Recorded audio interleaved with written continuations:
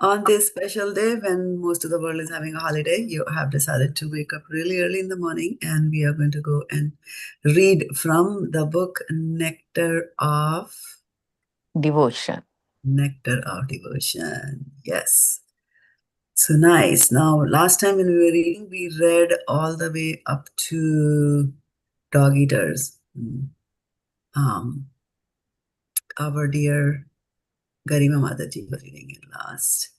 So we were in chapter 1 of devotional pure, and we were talking about the characteristics of pure devotional service. Okay, let me start sharing my screen here.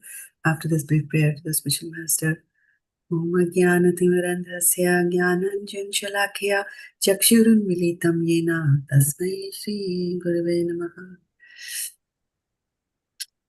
Okay, so in my reading list, I have got, and I'm bringing up the list here, starting with Kiran Goyal Mataji, Varshana Jyoti Mataji, Garima Mataji, Sodhi Mataji. Did I miss anybody?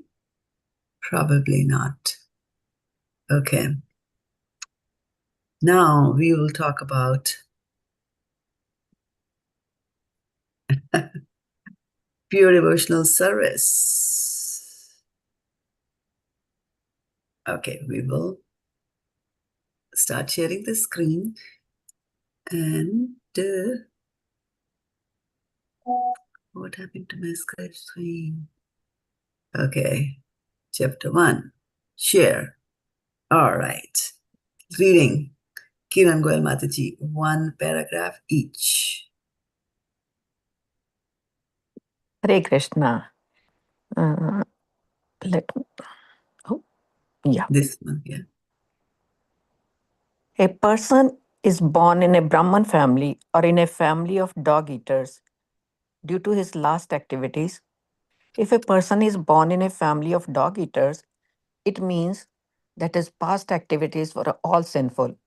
But if even such a person takes to the path of devotional service and begins to chant the holy names of the Lord, Hare Krishna, Krishna Krishna, Hare Hare, Hare Rama, Ram Rama, Hare Hare, he is at once fit to perform the ritualistic ceremonies.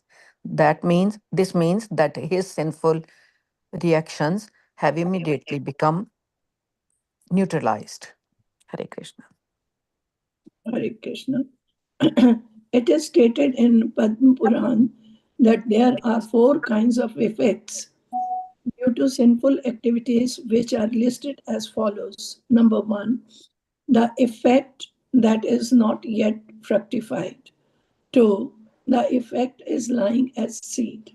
3, the effect that is already mature. And the effect that is almost mature. It is also stated that all these 4 effects become immediately vanquished for those who surrender unto the Supreme Personality of Godhead Vishnu and become engaged in the devotional service in full Krishna consciousness.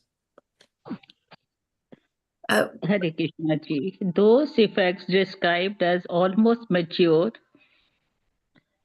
refer to the distress from which one is suffering at present, and the effect lying as seed are in the core of the heart, where there is a certain stock of sinful desires, which are like seeds.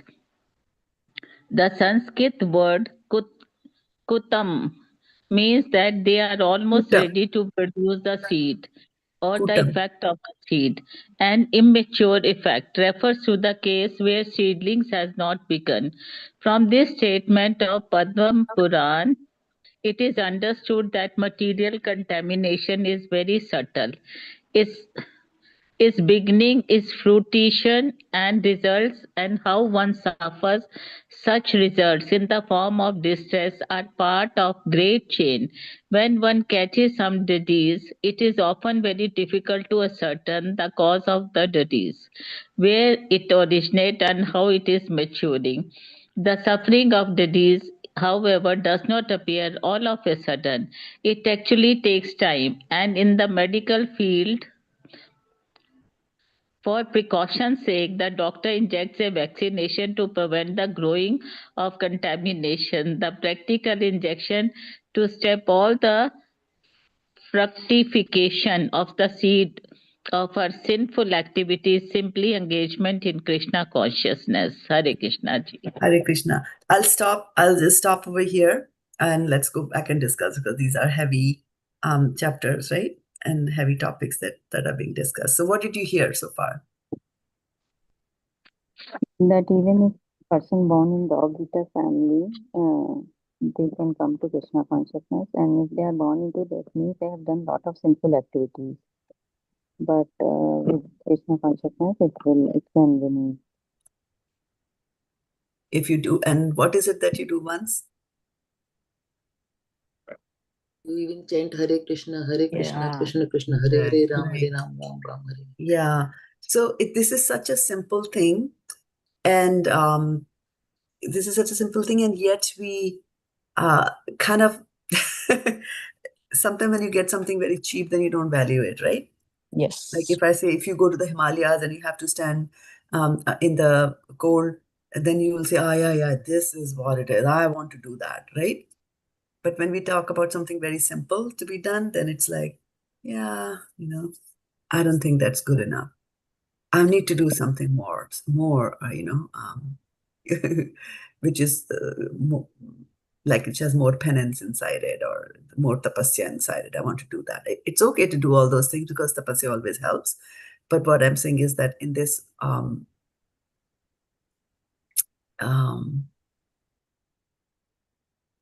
yuga, chanting of the holy names of the Lord is the only way, and is the only way that you can go about it, right?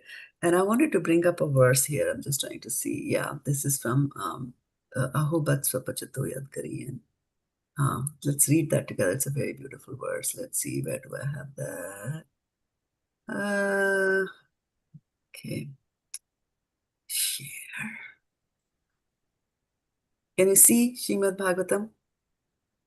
Yes, Mata. Yes. All right. So this is Ahobat Swapachato Gariyan. Yajjivagre vartate nama tubhyam. Te pustapaste juhu sashnurarya brahmanuchur nama grinanti yete. Ahobat swapachato gariyan. Okay, so without going into the meaning of this, what do you think in general this verse would be talking about, just by looking at the repetition of the words? Even if you don't understand the meanings, but just a general idea, what do you think it is talking about? Just by the repetition of the words in the verse. The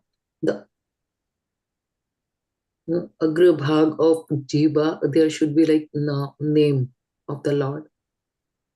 So what is, you're almost there, yes. So what do you think this verse is talking about? Naam. Importance Naam, of Naam. right? Naam. You see the Naam is being repeated Naam here. is there, Right? yeah. So even Yam. Okay. So let's see. Ahobat. He's saying Aho is like when you sing oh, like, and Oh, word can be used both in good and bad, right? But oh, how glorious. Swapachaha, a dog eater. Ataha, hence. Gariyan, worshipable. Yet of whom? Jivha gre. Jivha is the jeev and agre is on the tip of the tongue. Vartate is nama, the holy name. Tubhyam, unto you. Tepu tapaha, practiced austerities. Tapaha is austerities. Te, they, juhuvuhu, executed fire sacrifices. Shashnuhu, took bath in the sacred rivers. Aryaha, Aryan. Brahmanujuhu, studied the Vedas. Nama, the holy name. Grinanti, accept. Ye, they who, they, your. So, executing fire sacrifices, taking bath in the sacred rivers. And so these are some of the things that we talk about, right? And when we see people doing. Last time there was also a question, or like, should we do that particular yajna? Should I do that particular yajna and all that, right? If you can do yajna, that is fine. In this kind of a way that you light a fire and you put things and things like that. But chanting the holy names of the Lord is also a yajna by itself. And it's a prescribed yajna for this particular yuga. Right? So we are talking about, and then took bath in the sacred rivers. I'm pretty sure all of us have taken at least a bath once in one of the sacred rivers, right? But at least touched it right? So now we are talking about these two things, like that, doing sacrifices, and also to the ceremonial sacrifices, and also going and practicing austerities and fire sacrifices, taking bath in the sacred rivers, studying the Vedas, right? So these are the things that people do. Translation. Now, whose turn is it to read? Do we know? Was I sharing that screen? Okay. Oh, I never shared that screen. Okay. I'll have to stop sharing and then share. Sharing on Zoom is not very user-friendly. Okay, I need to Garima share. Mataji. Yeah. Garima Mataji's turn is that to read? Okay, let me bring that up. Where is my reading document? Here. Okay. All right. Can you see it now? Please tell me. It's coming. It's slowly coming. Yeah, Oh, yeah. it's there now. All right. All right. Okay. So now, whose turn is it to read? Mine, Good. Mataji. All right. Go for Oh, it. oh, how glorious are those whose tongues are chanting your holy name, even if born in the families of dog eaters. Such persons are worshipable. Persons who chant the holy name of your lordship must have executed all kinds of austerities and fire sacrifice and achieve all the good manners to be of the Aryan. To be chanting the holy name of your lordship, they must have bathed at the holy places of pilgrim, studied the Vedas, and fulfilled everything required. What do you say? How does it tie with our what we are reading? Yeah. Right? This is the point that you had raised. Even dog eaters can, right? Even if you have, this is where you are. A person born in a Brahmin family or in a family of dog eaters due to his past activities. A person is born in a family of dog eaters because his past activities were all sinful. But even if such a person takes the part of devotional service and chants the holy names of the Lord, Hare Krishna, he is at once fit to perform the religious ceremonies, which means that his sinful reactions have immediately become neutralized. Neutralized. Right? Yeah. So if a person from a dog eating family, if you see them chanting, right, this means you have to understand that in their previous births lives they have already done all that.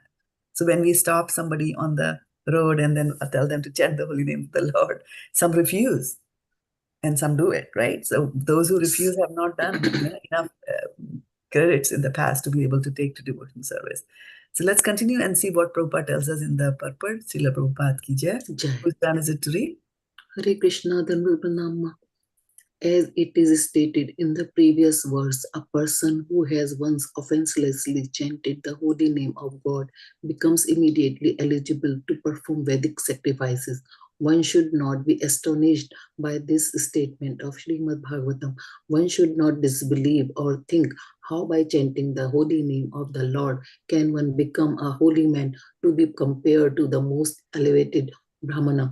To eradicate such doubts in the minds of unbelievers, this verse affirms that the stage of chanting the holy name of the Lord is not sudden, but that the chanters have already performed all kinds of Vedic rituals and sacrifices.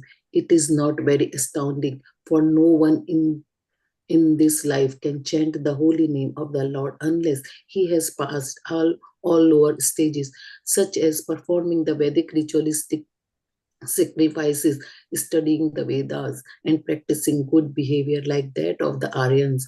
All this must first have been done, just as a student in a law class is to be understood to have already graduated from general education.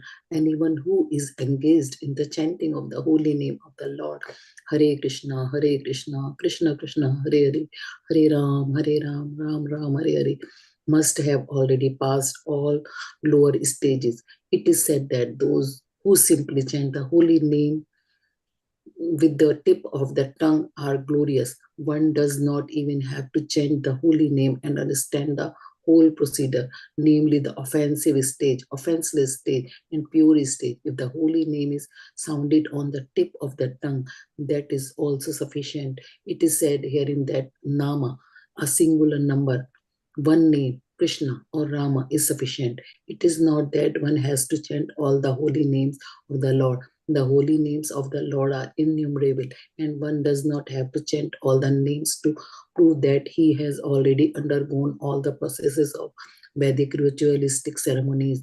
If one chants once only, it is to be understood that he has already passed all the examinations, not to speak of those who are chanting always 24 hours a day. It is specifically said here to Bhyam, unto you only. One must chant God's name, not as the Mayavadi philosophers say, any name such as demigod's name or the names of God's energies. Only the holy name of the Supreme Lord will be effective. Anyone who compares the holy name of the Supreme Lord to the names of the demigods is called Pashandi or an offender. The holy name has. Okay. Ah, Hare Krishna. okay. Yeah, let's see. Yeah, so what are your thoughts on reading this? I mean, even if you say one time Krishna or Rama, it is sufficient. It is over all Vedic rituals. Nice. What other things come out? He passed all over the lower stages. Who says Krishna? Right. And did you notice that he calling it as lower stage? Lower stages, the ritualistic ceremonies. Yeah, are They are lower. coming at the lower stage. Yeah. That's what he's saying. Yeah, that's something to notice, that if you're Mm. already in the higher stage, if your spiritual master has already asked you to be at that higher stage, why do you have to go to the lower stage? Yes. Right? And then he gives an example of, what example does he give? Lower and higher stage? Of a student. Which student? Yeah, good. Student of law. Yeah. Law, right? Okay. Now, whose turn is it to read? I can read. I will read And it. also one very interesting thing is that how many different names do you have to chant? 16. Ram and Krishna. Just one. Rama Krishna Hare. Oh, just one. Yeah, Just just one. one. Just one. Just one. Mhm. Right? So sometimes people say, I'm going to do Vishnu Sahasranama. Let's do Vishnu Sahasranama. Right? You say, no. Yes. Even if you do one, even it's coming from the tip of your tongue, you didn't even have to use the whole tongue to say that. Even if you did that much, it is sufficient. Right? Mhm. Mataji, when you say giving bath to the Lord and doing other, will they also come under ritualistic ceremonies? No. No. That's our deity worship. That is deity worship that you're doing. Mhm. Yeah. Hare Krishna. The holy name has to be chanted to please the Supreme Lord and not for any sense gratification or professional purpose. If this pure mentality is there, then even though a person is born of a low family, such as a dog eater, he is so glorious that not only has he purified himself, but he is quite competent to deliver others. He is competent to speak on the importance of the transcendental name, just as Thakur Haridas did. He was apparently born in a family of Mohammedans, but because he was chanting the holy name of the Supreme Lord offenselessly, Lord Chaitanya empowered him to become the authority or acharya of spreading the name. It didn't matter that he was born in a family which was not following the Vedic rules and regulations. Chaitanya Mahaprabhu and Advaita Prabhu accepted him as an authority because he was offenselessly chanting the name of the Lord. Authorities like Advaita Prabhu and Lord Chaitanya immediately accepted that he had already performed all kinds of austerities, studied the Vedas, and performed all sacrifices. That is automatically understood. There is a hereditary class of Brahmins called the Smarta Brahmins, however, who are of the opinion that even if such persons who are chanting the holy name of the Lord are accepted as purified, they will have to perform the Vedic rites or await their next birth in a family of Brahmins so that they can perform the Vedic rituals. But actually, that is not the case. Such a man doesn't need to wait for the next birth to become purified. He is at once purified. It is understood that he has already performed all sorts of rites. It is the so called Brahmanas who actually have to undergo different kinds of austerities before reaching that point of purification. There are many other Vedic performances such are not described, which are not described here. All such Vedic rituals have been already performed by the chanters of the holy name. Yeah, they are asserting this point. Right. Yeah. So that is something for us to reflect on ourselves, that we have done that in a previous birth. We have done that. Isn't that nice? Yes, that's so nice. Right. And then Krishna, Sarvasya Chaham Hidi Sannivishta Matta Smritir Jnanam Apohanam Cha. Apohanam is forgetfulness. And we Forgetfulness. forget it, right? You have forgotten all that. And so it's like cleaning your slate up of all the rituals or all those things and saying, now you chant the holy name of the Lord. You just focus, because in this given time, place, and circumstances, that's all that we can do. Yeah. This brings a feeling of gratefulness, Right. obligation to all our acharyas, our guru, Right. our association, Right. And Krishna's mercy. and Krishna's mercy. Correct. Okay. Yeah. Juhu means, who's next? Me. Okay. The word Juhu means that the chanters of the holy name have already performed all kinds of sacrifices. Sasnuhu means that they have already traveled to all the holy places of pilgrimage and taken part in purificatory activities at those places. They are called Aryaha because they have already finished all these requirements, and therefore they must be among the Aryans, or those who have qualified themselves become Aryans. Aryan refers to those who are civilized, whose manners are regulated according to the Vedic rituals. Any devotee who is chanting the holy name of the Lord is best kind of Aryan. Unless one studies the Vedas, one cannot become an Aryan, but it is automatically understood that the chanters have already studied. It is automatically understood that the chanters have already studied all the Vedic literatures. The specific word used here in Anuchuhu, which means that because they have already completed all those recommended acts, they have become qualified to be spiritual masters. Yeah. Thoughts? Yeah, very nice, Mataji. Explanation of Aryans is given. Those who are civilized, and once they have, they have chanted and they are chanting the holy name of the Lord. So it is understood that they are totally purified, and they have met all the requirements to be a devotee. Nice. Where else in Bhagavad Gita is the word Aryan mentioned? Mataji, in the first chapter. In first chapter of Gita. First or second? Uh, Okay, let's see which is the verse in first chapter you were thinking about. When Krishna says, Arjuna, you are not, it must be in the second chapter, because Krishna doesn't when speak he is in first chapter. when he is chastising When Arjuna. it's just anarjishtam asargayam. Yeah. You are not being, you are talking so many big things. Yeah, vishame Yeah. samupasthitam anarjishtam. I think it's third verse. Should we look it Third up? verse, From where did it come? Okay, let's see. From where have these impurities arisen? They did not Impurities befit a man. dawned Right. upon you. Yeah. Yeah. Okay. Oh, it was then 2.2. Let's see. Maybe it is 4. Yeah. Kutashva kashmalamidam vishame samupastinam anarya jushtam anarya. Yeah. Anarya, persons who do not know the values of life. Value And of those who life. know the value of life. Okay. They are Aryans. Okay. Whose turn is it to read now?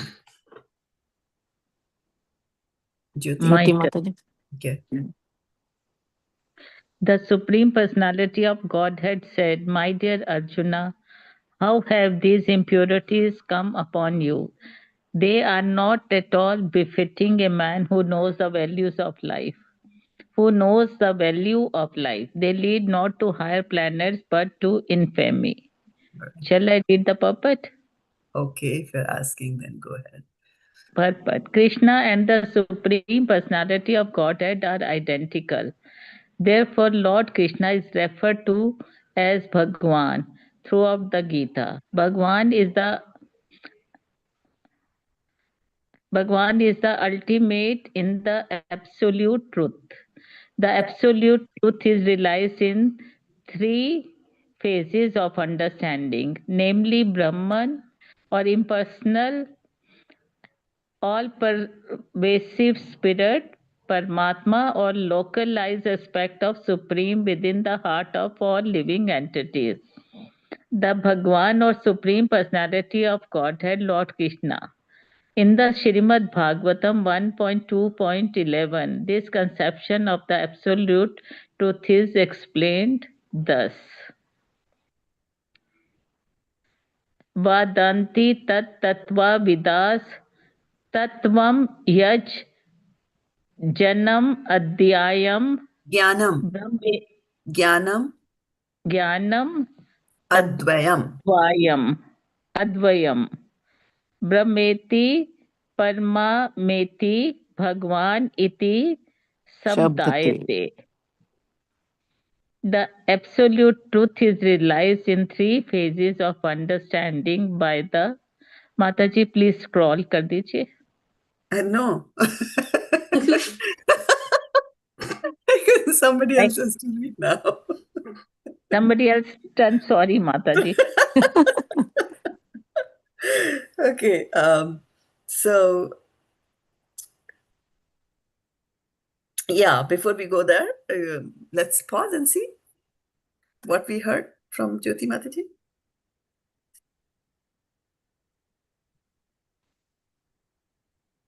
It was nice, interesting, right? So what are you Yes. reading? Which verse are we reading? 2.2. 2.2. 2.2. Okay. Of Bhagavad Gita. All right. Right. So then, So, what were the things that were talked about here? so key maybe this is the first verse. Krishna is known as Bhagwan throughout the Gita, and he is the ultimate truth, and it can be known in three phases. Very good. One is impersonal Brahman, Mhm.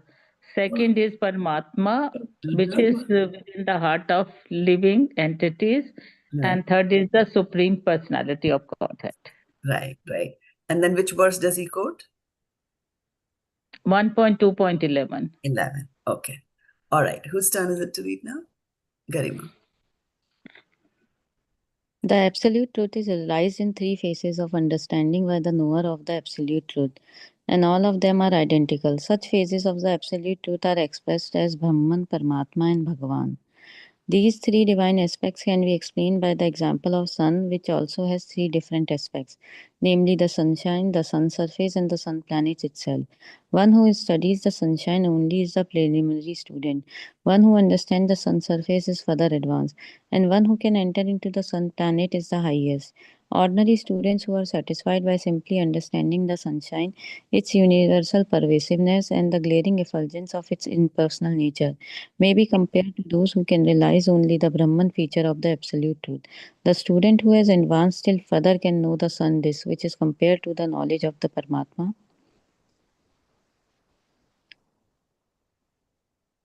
feature of the absolute truth, and the student who can enter into the heart of the sun planet is compared to those who realize the personal feature of the supreme absolute truth. Therefore, the bhaktas or the transcendentalists who have realized the Bhagwan feature of the absolute truth are the topmost transcendentalists. Although all students who are engaged in the study of the absolute truth are engaged in the same subject matter, the sunshine, the sun disk, and the inner affairs of the sun planet cannot be separated from one another, and yet the students of the three I'm trying to scroll. Yeah. and yet the three student of three different phases are not in the same category. category. Thus, Okay. Oh, yeah. So what do we say? What did we hear? As Is the sun, important point. sunshine, A Sun beautiful These surface stages comparison. is are not different. compared with the sun, which has got sunshine as a effulgence of the god, and then there is a sun surface, which is the localized Paramatma, and then the inside the sun is the which is Bhagwan, or the compared to God. Bhagwan. That is the supreme personality of God. So when different people reaches the different aspects of the sun, one some reaches only to the Brahman stage, they see only the sunshine, and the one who can enter the disk, then they understand the localized Paramatma. And to know the affair of the understand the supreme personality of the Godhead, you really have to go inside. Only then you can understand. And these are the different three stages which one has to pass to reach the Paramatma, to the Bhagwan stage. This is what I understood. Very nice.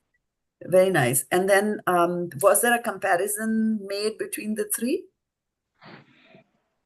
Like a gradation? Was there some sort of a thing there? Yes. And what was the gradation? Sunshine, sun disk, and sun planet itself. Okay. And was there some levels there? Yes, Bhagwan The is the sunshine is personalized. like the effulgence of the this thing of God. Right. There's a preliminary student. Yes, right. Right. So that's the gradation is there. So once you enter into the pastimes of Krishna, that is the highest that is there. So now here there is some sort of a gradation in this chapter, that in this phase, right? But then just before that, in the previous verse, he said this. Can somebody read it? Who's reading? Garima, read this aloud for us. The absolute truth is realized in three phases of understanding by the knower of the absolute, and all of them are identical. Identical. Right? So it seems like it's a contradictory statement, right? Here now you're saying Yes. identical, and there you're saying gradation. So you Yes, have yes. to, yeah. So we have to understand, and that's why we'll need somebody to explain this to you, right? So sit with Prabhupada and ask like that. So when they are in here in this word, when they're talking about identical, they are talking about in for example, if I were to say take two people from two countries, India, America, right? Some of them are from India, some are from America. So when you use the general term American, then all the Americans are identical, right? Because they're all Americans, and they are different from all Indians, like that, right? So here, when they're saying all of them are identical, he's talking about a spiritual plane, that whether it is Brahmajyoti, whether it is Paramatma, whether it is Bhagwan, it's all spiritual as compared to us, the body, which is material, right? So that identity over here is the identity of the quality, that they are all of the same quality, which are, um, transcendental in nature. Similarly, all Americans, you might say, are, of a particular height or a particular build, or Europeans are tall, like that. Okay. So whose turn is it to read now? My Mataji. And I think we have been now gone to a standard of reading two paragraphs. Okay. All right. So let's go and do that. Yeah. The Sanskrit word Bhagavan is explained by the great authority Parashara Muni, the father of Vyasdeva, the supreme personality who possesses all riches, all strength, all fame, all beauty, all knowledge, and all renunciation is called Bhagavan. There are many persons who are very rich, very powerful, very beautiful, very famous, very learned, and very much detached, but no one can claim that he possesses all riches, all strength, etc. entirely. Only Krishna can claim this because he is the supreme personality of Godhead. No living entity, including Brahma, Lord Shiva, or Narayana, can possess opulences as fully as Krishna. Therefore, it is concluded in the Brahma Samhita by Lord Brahma himself that Lord Krishna is the supreme personality of Godhead. No one is equal to or above him. He is the primal Lord or Bhagavan, known as Govinda, and he is the supreme cause of all causes. Ishvara Parama Krishna Satchit Ananda Vigraha Anadir Adir Govinda Sarvakarana Karanam. Nice. Okay, so pause here and let's see. Reflections.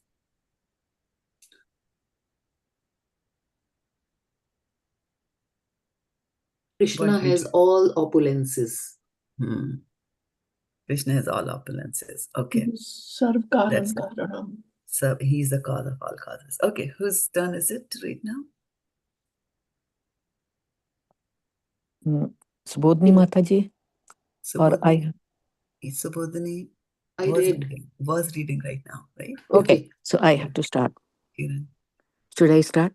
There Yes. are many personalities possessing the qualities of Bhagwan, but Krishna is the supreme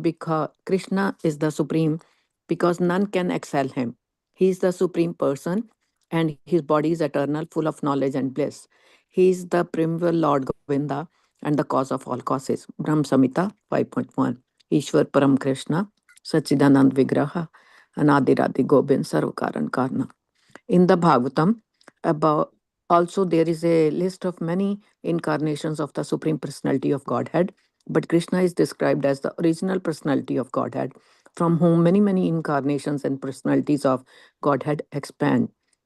Ete chans kalapunsa Krishnastu Bhagwan Swam Indrari Vyakulam Lokam Mridyante Yuge Yuge. Mridyanti Brida, Yuge. yeah. Brida, yeah. Mridyanti Yuge Not Yuge. ha, not ha, just da for damru. Mridaya. Mridyanti, Mridaya. Mridyanti, Yage, Mridaya. Yage. All the lists of the incarnations of Godhead submitted here with are either plenary expansions or parts of the plenary expansions of the Supreme Godhead. But Krishna is the Supreme Personality of Godhead himself. Bhagavatam 1.3.28. Therefore, Krishna is the original Supreme Personality of Godhead, the absolute truth, the source of both the Supersoul and the impersonal Brahman. Hare Krishna. Hare What did we Krishna. read?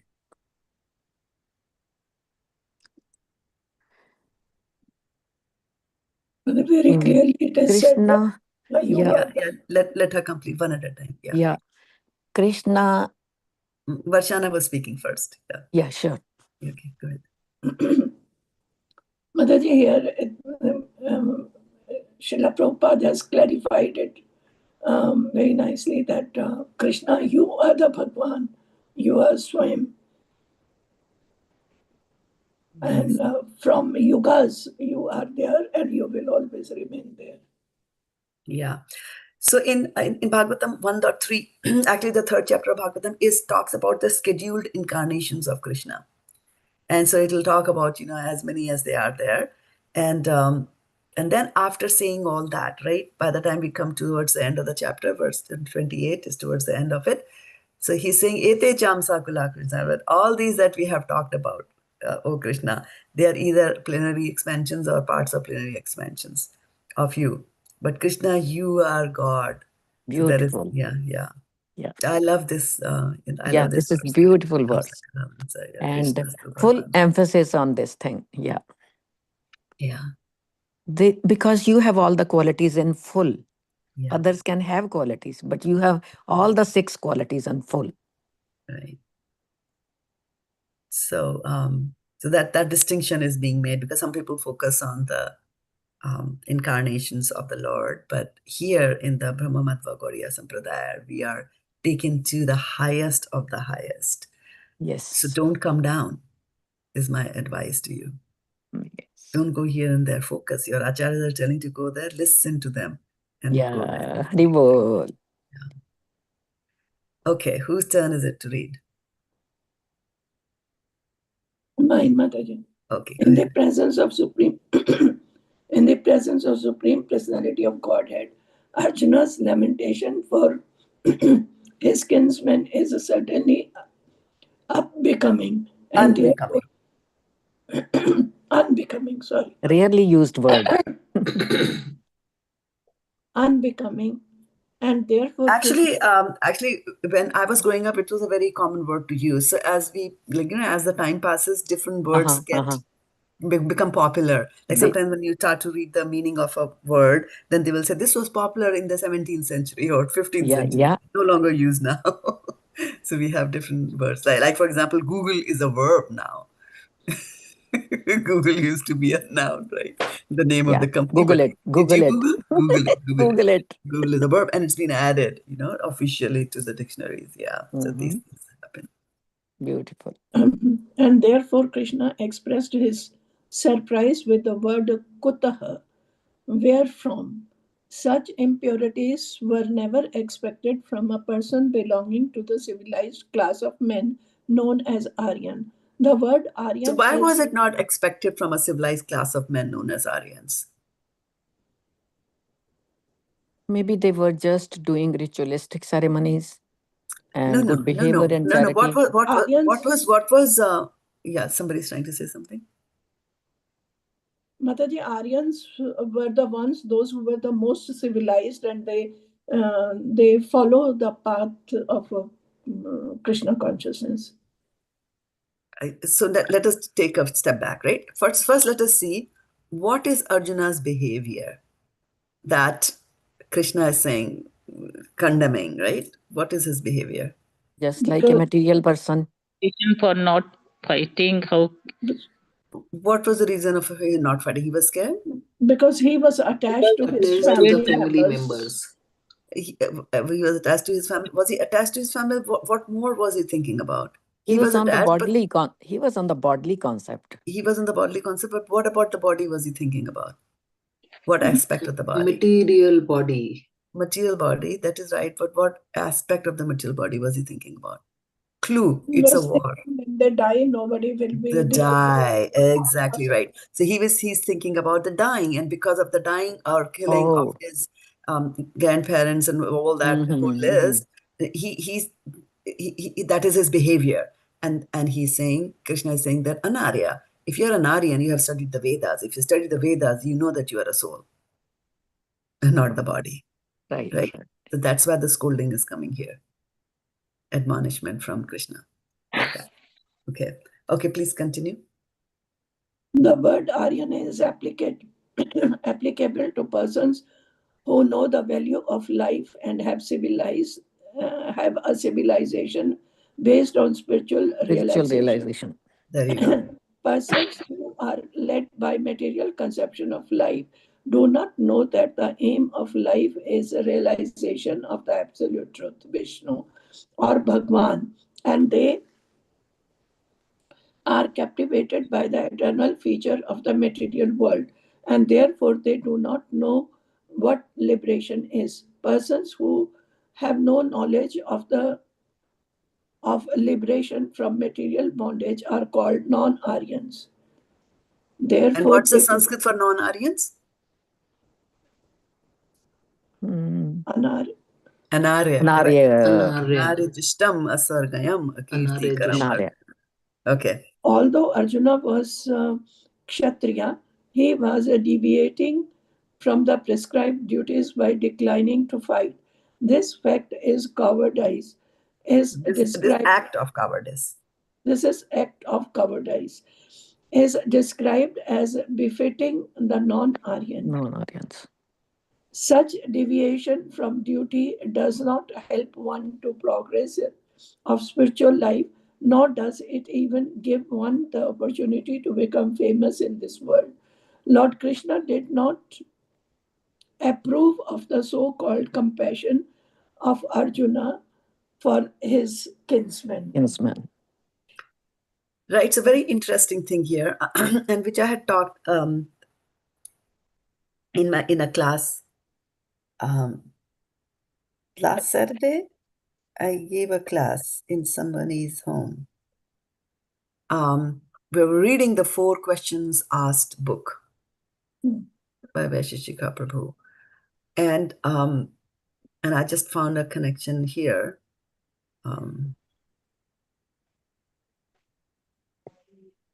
Yeah, here.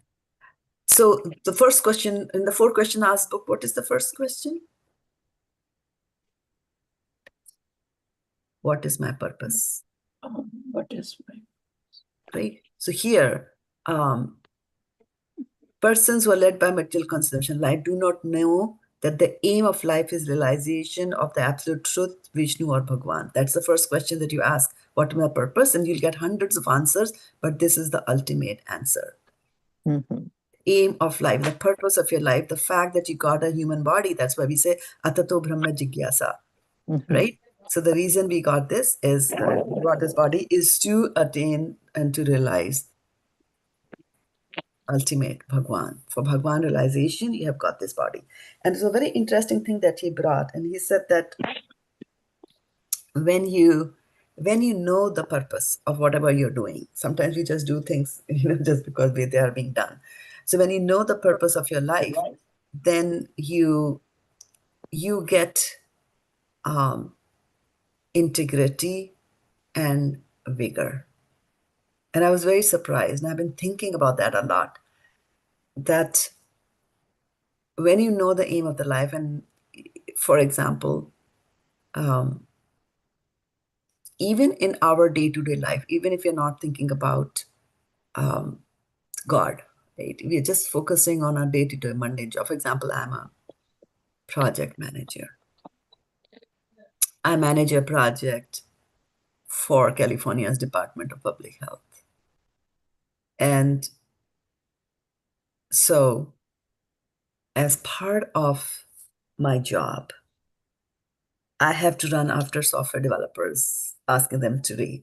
I have to talk to the customer on, oh, now you're asking us to do this. You never told us this before. Now it's going to take us time and money. Now this, now that, right? So it's all drudgery, and it can make me go, low energy or get angry or desperate. Things like that can happen, right? As part of our jobs. Now, if I take a step back and say, why am I doing this? What is the purpose of me being a project manager for this project for California's Department of Public Health? Now, the answers can be many, right? Like, just take the most mundane answer. The most mundane answer would be, what is Get the money. purpose of California's Department of Public Health? What do you think is the aim of having a department in a state? And I'm pretty sure every state has a Department of Public Health. Why do you think they have set this up? Just to help people. Help people be what? To solve their material problems? No. California Department of Public Health doesn't take care of all your material problems. Mataji, to regulate all the jobs which are to be done in a proper manner. No. California's Department of Public Health. Health. Health, right? Right. Health, right? So now you see, so now I see, okay, the purpose of California's Department of Public Health is to make sure that people in California are healthy. Healthy. Right?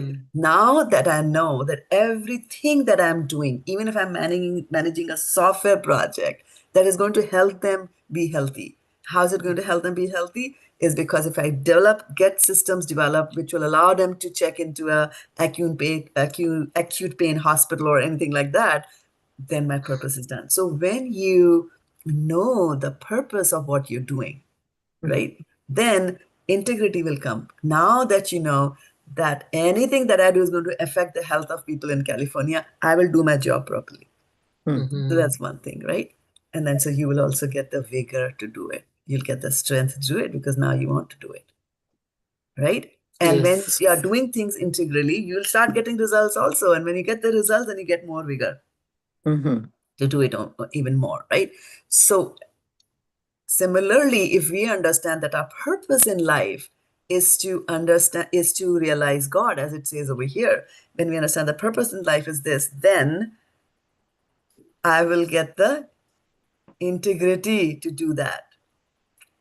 I will do it right? I will chant the holy names of the Lord properly. Because why? Why am I chanting this? I have got this human body to do the chanting, and this chanting is going to lead me to God. I will do it properly, integrally, right? That's what you'll get. Again, you'll also get the vigor.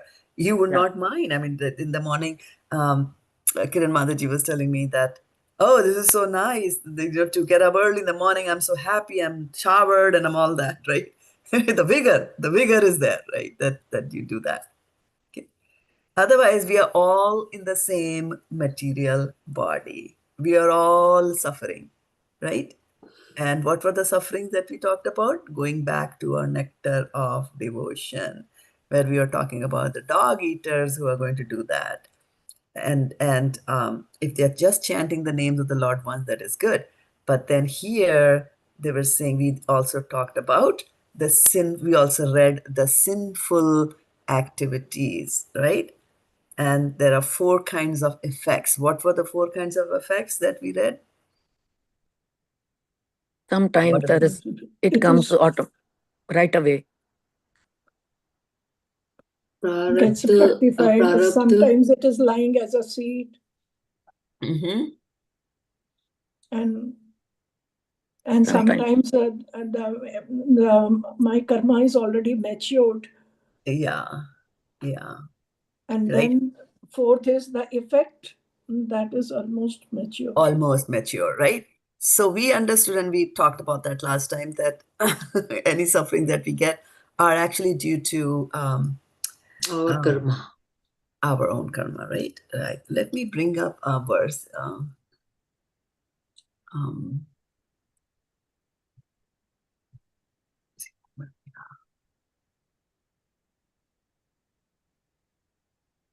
is it 159, 169? Let's see. I can't read the Bengali.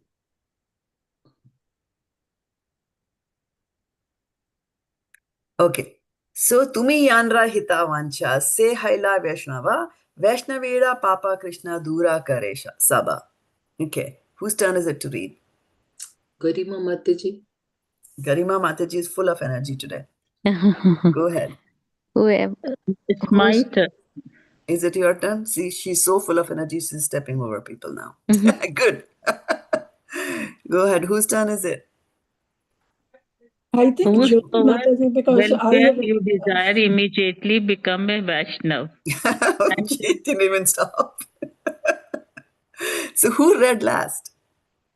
I read Vas- it, Mataji. And Vasana Vasana. now Mataji. it is Jyoti. Varshana read it, right? So after Varshana, Jyoti comes. Okay, good. Translation? Whosoever welfare you desire, immediately become a Vaishnav, and Krishna delivers all Vaishnavas from the reaction of their past sinful activities. So do you remember from Chaitanya Mahaprabhu's some Chaitanya Mahaprabhu's pastime? Whose ever welfare you desire immediately becomes a Vaishnava? Can you give me examples of whose welfare he desired and they became a Vaishnava? And when do you become a Vaishnava? Who is a Vaishnava? That's a question, right? When And that's you a question he asked Ramananda Roy also many times. Who is a Vaishnava? who realizes Krishna. Okay. One who who chants the holy says name of one the Lord? time Nam, Yeah. Who says one time? He says one time what? Krishna. Holy Name of name. Krishna. Holy name of the Lord becomes a Vaishnava, right? Okay. So let's read. Continue to read. Jyoti. Perfect. Shri Chaitanya Mahaprabhu here informed Vasudev Datta that since Krishna is all powerful, he can immediately deliver all conditioned souls from material existence. In a sense, Shri Chaitanya Mahaprabhu said, you desire the liberation of all kinds of living entities without discrimination. You are very anxious for their good fortune, and I say that simply by your prayer, all living entities within the universe can be liberated. You do not even have to take up the burden of their sinful activities. Thus, there is no need for you to suffer for their sinful lives. Whoever receives your compassion becomes a Vaishnav immediately, and Krishna delivers all Vaishnavas from the reaction of their past sinful activities. Krishna also promises this in the Bhagavad Gita 18.66. And what is that? 636. Sardharman Paritajya Mamekam Sharanam Pracha. Aham tvam svapapebhyo mokshishasmi Mokshami Ma ma Shucha. shucha. Nice. Okay, somebody else can read now. Garima? Abandon all variety of religion and just surrender unto me. I shall deliver you from all sinful reaction. Do not fear. As soon as one fully surrenders to Krishna, he becomes a Vaishnav. In this verse from the Bhagavad Gita, Krishna promised to relieve his devotee from all the reactions to sinful life. It is a fact that a fully surrendered Vaishnava is completely out of the range of material infection. This is to say that he does not suffer the result of his previous pious or impious action. Unless one is freed from the sinful life, one cannot become a Vaishnava. In other words, if one is a Vaishnava, his sinful life is certainly ended. According to Padam Purana, aparad phalam papam, Hold on. So slowly. It's not aprad. It's not aprad. Slowly. aparad, Aprarabdha. Aprarabdha. Hmm. aparad. Prarabdh. Prarabdh. A prarabdh, you understand? This is Yeah. a prarabdh. A prarabdh phalam papam. Kutam bijam phalon mukham. Karmaneva praliyate. Vishnu bhakti ratatmanam. Okay.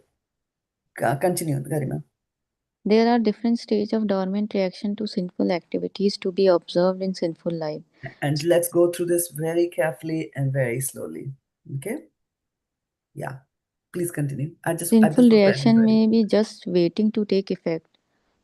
Falon mukha. Reactions may be still for Phalon the mukham. Phalon mukh. Phal falon mukha. unmukh. Phal unmukh means waiting for the reaction. Phal is reaction, right? फल की तरफ जा रहे हैं. Hmm. Reactions may be still further dormant. Kuta. Or the reactions may be in Puta. a Puta. food. Hmm. Or the reactions may be in a seed-like state beige. In any case, all type of sinful reactions are vanquished, one after another, if a person engage in the devotional service of Lord Vishnu. Wow. Did you know that? That sinful reactions are like that, No, right? no. So first we have to understand. Sometimes people say प्रारब्ध कर्म है, कहते हैं ना, वो अपने प्रारब्ध से जूझ रही है या जूझ रहा है, ये उसके प्रारब्ध कर्म है. So first we have to understand what is prarabdha. Okay. Now we are doing chapter 8 of Bhagavad Gita, where Krishna Arjun asks, Kim tadbram, kim paramatmam, kim karma purushottama. He says, what is karma? And what is the answer that we get? What is karma? What does Krishna say in chapter 8? We are about to finish it. We have been reading it for so many He weeks says now. the actions which pertain to give us the material existence and material body. Correct, right. And that which leads to the development of the body is called karma. Okay? So now we have to understand that you did certain actions, good or bad. And according to your actions, which you have done throughout millions of lives. Okay, so all those activities that you have done throughout the millions of life, those activities, some handful of them will be picked up. You will get karmic reactions for them, good or bad. So a handful of them will be picked up. And in order for you to suffer or enjoy, you will get a certain type of a body. That is why some people get cancer and some don't. Some get diabetes, some get cancer, some get this, some get that. All are sufferings, but according to what we did, we get a suitable body. Okay, so prarabdha karmas or karmic reactions are those that you will suffer in this body. This is this body. And once we die, all those karmic reactions will be done. This was a schedule. You took this body to suffer and undergo some karmic reactions. Right? They're still in the pot. In the big pot, we have many more karmic reactions still lying there. Right? But then the one for which you have been scheduled, you got this particular body, those are known as prarabdha karmas. Okay. So now he's talking about prarabdha karmas. You will see is happening to her. You see it is happening right now. Okay. So they're saying there are different stages of dormant reactions to sinful activities to be observed in a sinful life. Sinful reactions may be just waiting to take effect. Phalonmukha. Phal unmukh. Unmukh means facing towards it. Phal. So you are ja rahe ho, agrasar. You are moving towards that. Yeah, it's going to happen to you. For example, you're eating a gallon of ice cream every day. The heart attack is on its way. Right? For example, the two people are talking to each other. One person is being very obnoxious and very insulting, keeps on talking, keeps on saying bad things to the other person, and the other person is just keeping quiet. And then after some time, this person who is keeping quiet can't take it any longer, and he goes and just gives a slap to the other person. And then a third person who's observing all that sometimes may say, "Oh yeah, I saw the slap coming." That is Phalon Mukha. That you are continuously, blaspheming, you will get a slap. Phalon Mukham. It's waiting to happen. Okay? So one, you are already, then there are reaction may be still further dormant. There could be something, you got this body, life is going so nice. I was just reading, how you are at work and you start a browser and whatever if the company has decided to be the home page, you suddenly have to, that news flashes. So the news flashed on me yesterday that some very famous person who had directed the movie Hallie Meets Sally, both the wife and husband were dead. And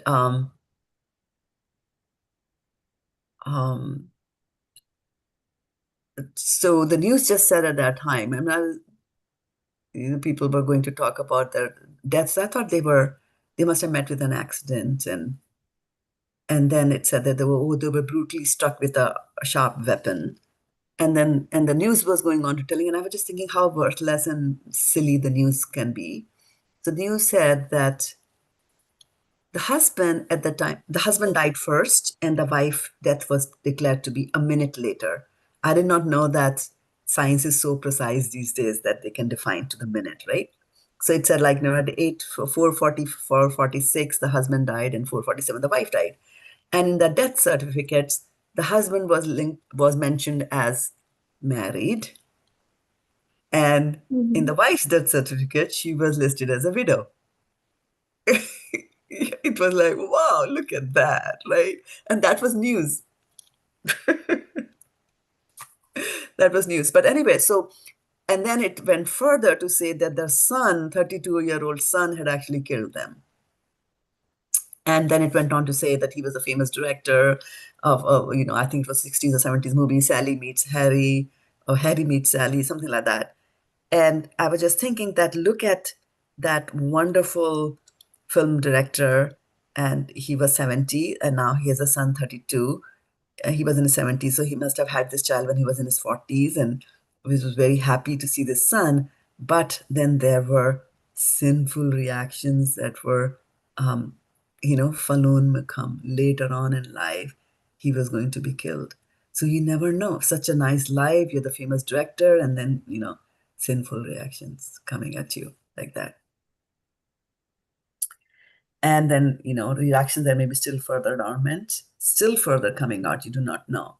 Sometimes when you look at them that, oh, this person he was such a sweet child, such a nice person in school, and the school teacher is saying, oh, like Mary, she was such a sweet girl, how come she became an alcoholic? There are reactions that are still further dormant, you do not know about them, right?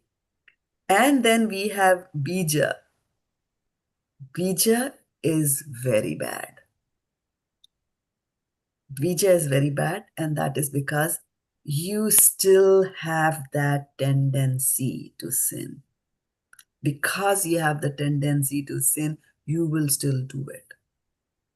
And that tendency has to be removed from us. The bij, the seed, because the seed can become a flower or give fruits later on, like that, right? For example, Ajamila.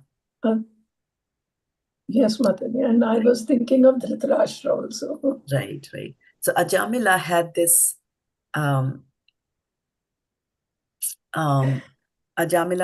was performing ritualistic activities. Ajamila was just doing ritualistic things. He was not deep into chanting the holy names of the Lord. right? But he was a Brahmana. He was doing everything coming from a very good Brahmana family. He was a very nice man himself, right? But then there was this kuta in him, the dormant. So that desire to have sexual relationship was not gone from him, despite doing all the ritualistic activities, right? And that's why when he sees that prostitute, he takes a complete 180-degree turn, brings her home, marries her, has children, and all that, right? But then he named them with the name of the Lord. And because he called out Narayan, Narayan at the time of his death, just by calling the name of the Lord, then at least he went onto the right path. Right? He later on goes and gets liberated, but then, it was the chanting of the holy name of the Lord that took him there. So, but what I'm talking here is that in him there was the bija. The bij was there in him. So just looking at a prostitute triggered that reaction in him, like that. So we have to be very careful when we are doing devotional service that there could be some bijas still left in us. And how can those bijas be got rid of? Focusing even more on doing our devotional service. Like that, right? So should we stop here? We have been talking for more than an hour now. Hour 15 minutes to be precise, or 13 minutes. It is very scary that Dhritarashtra had to take, 50 births. And even then, he was into it. And thank God Vidur came and guided him and he took him there and he was. But in our lives, I don't know what all bijas are still there. Yeah, just you have to be scared, right? Yeah. But if we chant, do devotional service and sadhu sangha, Yes. association of devotees, so it Yes. can be nullified also. It can be That nullified. is true. That's the good news to focus on. That's true. So I want one of you to keep track of where we are reading these items. Do you want to read on 1st of January? Okay, Mataji. Yeah. And so let's look at number 1, chapter number 1.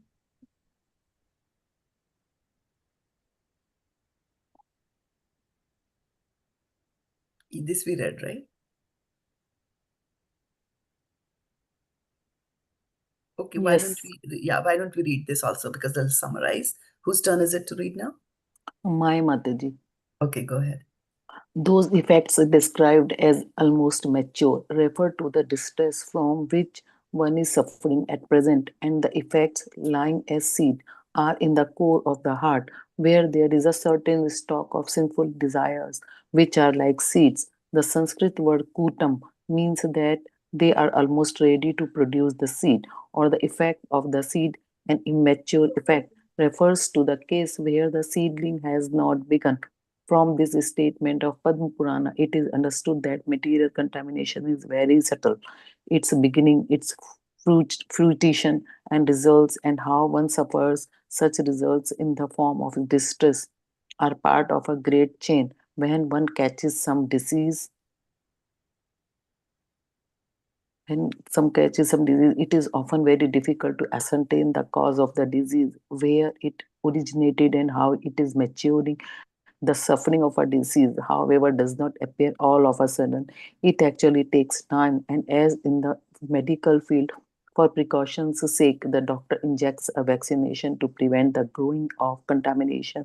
The practical injection to stop all the fructifications of the seeds of our sinful activities is simply engagement in Krishna consciousness. Okay, who's next?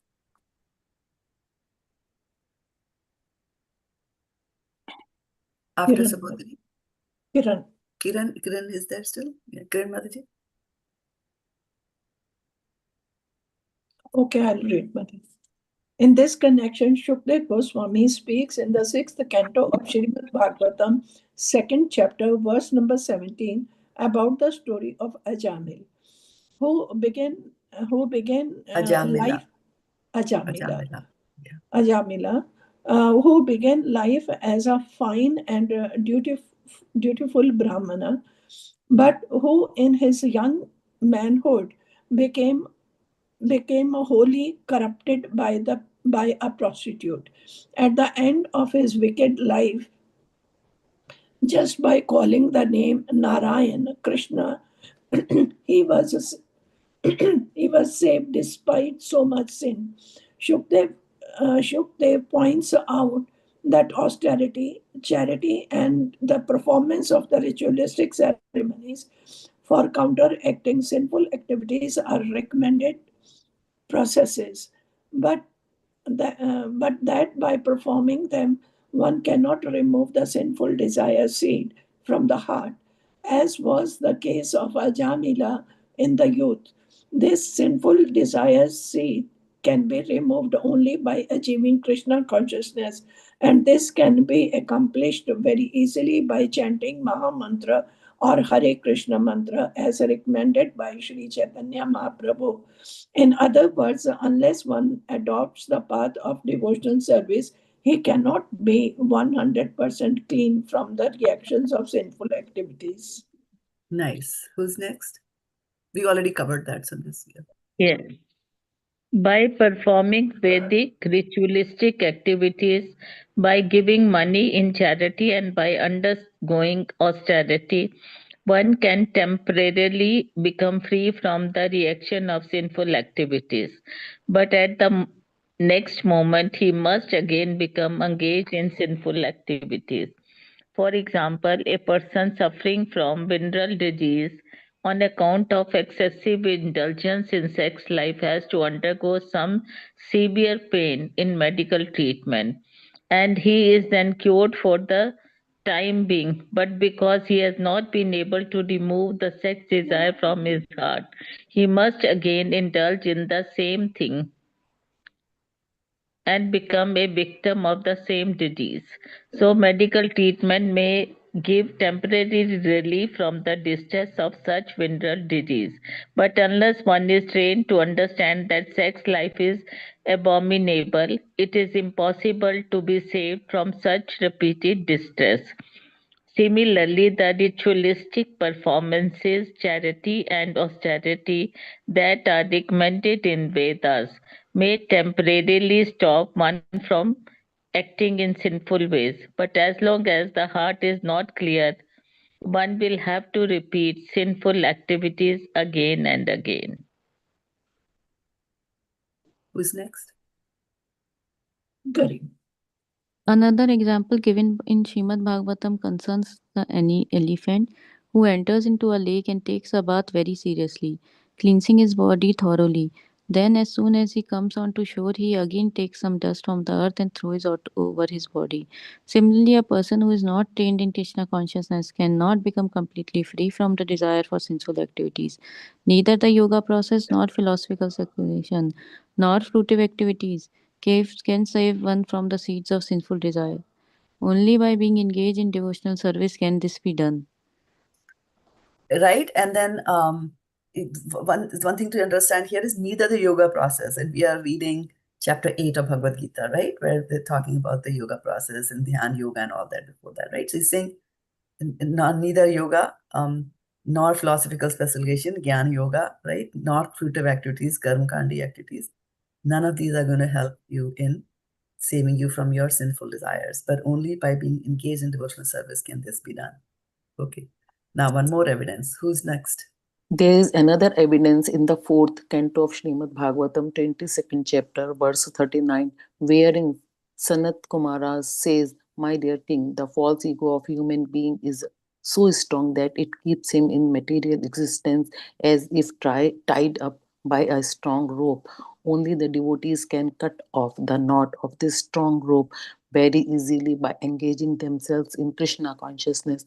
Others who are not in Krishna consciousness but who are trying to become great mystics or great ritual performers cannot advance like the devotees. Therefore, it is the duty of everyone to engage himself in the activities of Krishna consciousness in order to be freed from the tight knot of false ego and engagement in material activities." Should I read, Mataji? Let's give a chance to others. Okay. Yeah. Who's next? Varshana Mataji, thinks. Yes, Mataji, I'll read. This tight knot of false ego is due to ignorance. As long as one is ignorant about his identity, he is sure to act wrongly and thereby become entangled in the material contamination. This ignorance of a factual knowledge can also be dissipated by Krishna consciousness, as is confirmed in the Padma Purana as follows. Pure devotional service in Krishna consciousness is the highest entanglement, and when such enlightenment is there, it is just like a blazing forest fire, killing all the inauspicious snakes of desire.